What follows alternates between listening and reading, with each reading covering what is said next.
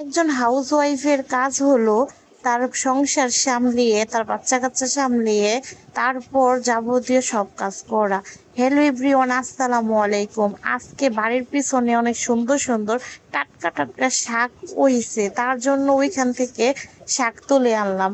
এগুলো হচ্ছে কলমি শাক। এই কলমি শাকগুলো দেখি অনেক সতেজ এবং অনেক সুন্দর শাক হয়ে নিছে, তাই ভাবলাম কয়েক মোট শাক তুলে নিই। তারপরে এই যে 2 মুঠ শাক তুলে নিয়ে আসছি, তার সাথে আলু দিচ্ছি। আলু দিলে একটু আটা ভরি হবে আর খেতেও মজা লাগবে।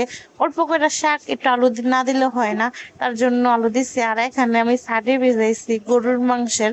তা যাই হোক, এখানে আমার ছেলে দেখি কিছুক্ষণ পরেই তার বাবা তাকে পাঠিয়ে দিছে, কারণ তার বাবার সাথে সে দোকানে গেছে।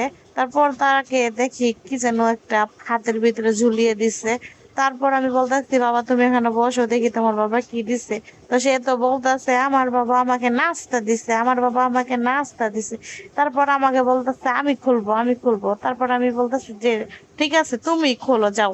আর তারপর ও খুলে দেখে এখানে পরোটা দিচ্ছে। ওরে বাবা, পরোটা দিয়ে দিচ্ছে বলার জন্য। তো তারপর মনটা খারাপ হয়ে গেছে, আসলে এখানে ভাজি দেয় নাই।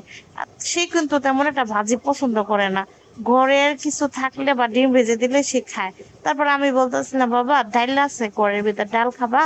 আমি বলতেছি। তারপর সে বললো আচ্ছা ঠিক আছে ডাল দাও। তারপর ডাল দিচ্ছি। আর এদিক দিয়ে আমি হিটারে কিন্তু রান্না বসাই দিচ্ছি।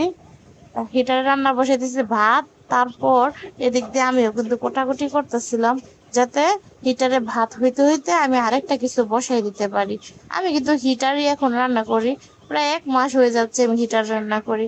ভাত হওয়ার পর এখানে আমি শাকগুলা ভাপ দিয়ে, তারপর এখানে ভাজিটা বসাই দিচ্ছি। এই যে দেখেন শাকটা ভাজি, মাশাল্লাহ মাশাল্লাহ, এত মজা হইছে শাকটা, কি বলবো আপনাদের, আপনারা খেলে বুঝতেন। আসলে এটা তো আমি খাওয়ার পরে বয়স দিতেছি। আর খুব মজা হয়েছে শাকটা। তারপরে এখানে আমি যা যা রান্না করব সব উপকরণ সামনে নিছিলাম, কারণ হিটারে রান্না করা একটার পর একটা খালি দিতেই হবে, তার জন্য। এই যে এদিক দিয়ে দেখেন আমি রান্না করতেছি, রান্নার পরে রান্না করতেছি দিক দিয়ে বৃষ্টি হওয়ার সময় হয়ে গেছে, দেখ বৃষ্টিও আসতেছে। খুব সুন্দর বাহিরের পরিবেশটা আজকা। এই যে দেখেন মেঘলা মেঘলা ভাব। আজকে তো খিচুড়ি রান্না করলে খুব ভালো করতাম, আজকে খিচুড়ি দরকার ছিল। যাই হোক, আপনাদের ভাইয়া কিন্তু খুব খিচুড়ি পছন্দ করে না, আমি কিন্তু অনেক পছন্দ করি। আপনাদের ভাইয়া তেমন একটা খিচুড়িও ভালোবাসে না আর খেতেও পছন্দ করে না। তো এই যে টিপ টিপ বৃষ্টি হচ্ছে, এদিক দিয়ে আমার রান্না ও শেষ পর্যায়ে। তা আমিও ওই যে দেখি একটু বৃষ্টির দিকে যাইতে না যাইতে দেখি আমার দিকটা লাগে যাইতেছে। তারপরে এটা আবার সুন্দর করে লাড়া টাড়া দিয়ে নামিয়ে এখানে আবার বসাই দিছি গরুর খাঁটির মাংস। তো আমার ওই যে অনেক দিন আগে, কিছুদিন আগেও রান্না করছিলাম, তো কিছুটা রেখে দিছিলাম। এখানে বেশিরভাগ তেলের অংশই বেশি। তারপরে এগুলা আমি আবার কেটে ধুয়ে সুন্দর করে বসাই দিচ্ছি।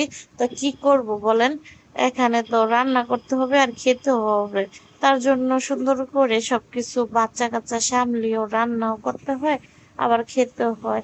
তো পেট যেহেতু আছে, খেতে তো হবেই, কি বলেন বন্ধুরা? তা আমার ভিডিও গুলা অনেকেই পছন্দ করেন, অনেকে পছন্দ করেন না। যারা পছন্দ করেন তাদের জন্য অনেক অনেক ভালোবাসা এবং শুভকামনা। আর যারা আমার ভিডিও গুলো পছন্দ করেন না বা আমাকে পছন্দ করে না, তাদের জন্য সমবেদনা।